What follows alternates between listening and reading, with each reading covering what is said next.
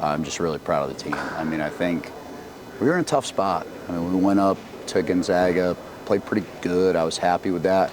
But it was a hard game, hard to prepare for, super physical. And then we went to Minnesota and just didn't play very good and got hurt too. And we lost Chris Fields, who's a really good player for us, a matchup problem for other teams.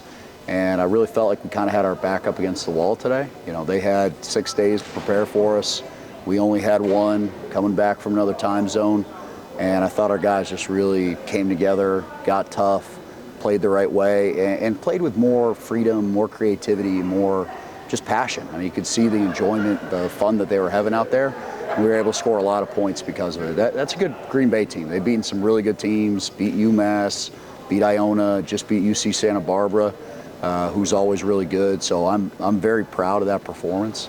And then we got contributions from a lot of people, and the biggest one that comes to mind right now, and I'm heartbroken because he's headed to the ER now on a stretcher because I think he's got some, I don't know, I don't want to write scripts, but I don't think it's great. Enoch Kalambe really broke through today. I thought he was really good.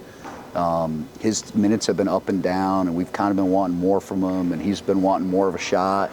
And we kind of were determined to give him a shot today, and man, he delivered. He was a beast on the boards. He played with great energy. Thought he was guarding. And so I'm crushed for him because he had really established himself as a guy that we're going to need moving forward. So I'm just hoping we can get him back as quickly as possible. And I know he was excited to go back to Canada too and see his people. So I'm hoping that can still happen and we can figure that all out, you know. But a lot of good performances. Jeremiah Johnson played at their school last year. I think he was pretty motivated to play well, and he did just that. He was very hard to guard. He was a blur in transition, getting downhill. We shot the ball really well today, and we've known all year that was kind of the thing that would change our trajectory. I think when we make threes, we can blow out anybody with play, you know, and there's been a lot of games where that hasn't happened, and it makes it a little tricky. You know, you got to pile up a lot of offensive rebounds and points in the paint and stuff like that, but we did it. And then, you know, with Chris being down, we relied on Dovey to go the distance. I didn't take him out the whole day. I love that guy. He is a warrior. He goes hard. He's good in the post, monster on the rebounding, kind of quarterback of our defense, calling everything out. And, you know, there's a ton more to mention. Cam Gregory really broke through today, made 4 threes. That was big time. TC played some really good defense, got a couple buckets. Moo, I kind of went with Enoch a little bit in the second half, but Moo was Moo, man. He was good, played defense for us, threw some high lows, did some good stuff, was a beast on the O boards.